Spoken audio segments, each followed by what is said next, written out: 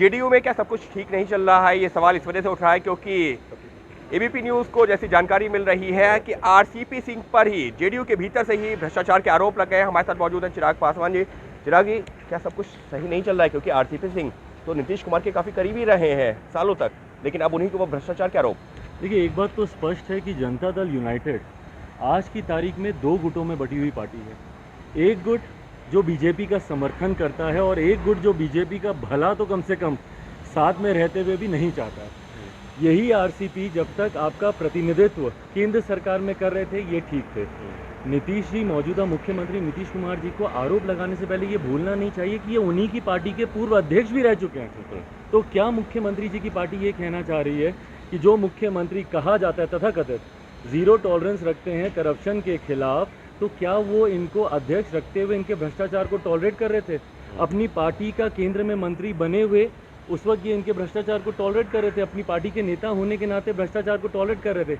हकीकत है भाई, टाइमिंग देखिए। आज की तारीख में जब आरसीपी जी की नज़दीकियां भारतीय जनता पार्टी से बढ़ती हैं, वहीं विरोधाभास जनता दल यूनाइटेड और भारतीय जनता पार्टी का बढ़ता है, तो भ्रष्टाचार के आरोपों का एक बड़ा सा एक वो बनाकर इनके ऊपर डाल दिया जाता है। और आरोप कौन लगा रहे हैं? इन्हीं के पार्टी के नेता।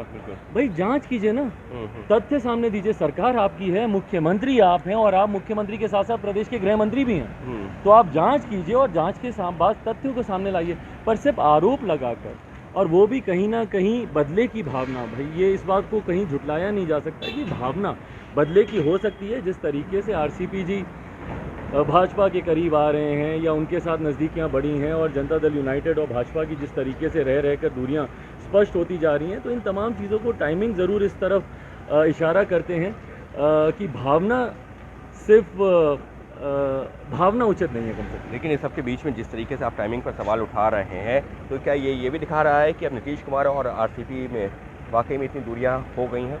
भाई दूरियां तो दिखने लगी गई हैं। ये वही आरसीपी जी होते थे जो कि सरकार में नंबर 2 क्या कई जगह तो संगठन के मामले में नंबर 1 ही माने जाते थे। जिस तरीके से जनता दल यूनाइटेड के लिए आरसीपी जी ने मेहनत की, दिन रात काम किया, मुख्यमंत्री जी को मुझे लगता है 5-5 बार उन्होंने मुख्यमंत्री की शपथ ली, उसमें से 5 बार उनको मुख्यमंत्री की शपथ दिलाने में सबसे बड़ा योगदान किसी का रहा है तो आरसीपी जी का रहा। और उनके योगदान को जनता दल यूनाइटेड में झुटलाया नहीं जा सकता, उस पर संदेह नहीं किया जा सकता। पर आज कारण जो भी रहे हो, इंटरनल मैटर है इनके मतभेदों का, पर कम से कम दूरियां स्पष्ट दिखने लगी हैं मुख्यमंत्री जी और आरसीपी जी में। दूरियां दिखने लगी हैं साफ तौर पर, और यही जो है सवाल भी खड़ा कर रहा है पूरे बिहार के राज्य।